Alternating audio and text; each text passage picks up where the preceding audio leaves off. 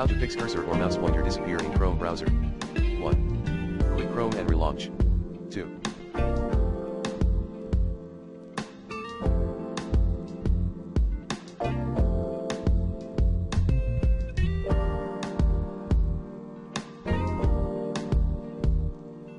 Enter Chrome//restart command into browser address bar. 3.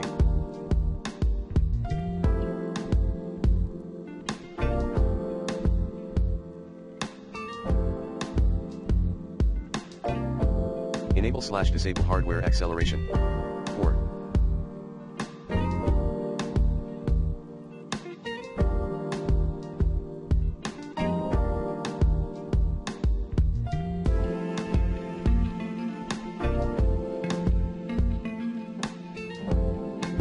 Switch to Chrome Canary browser. 5.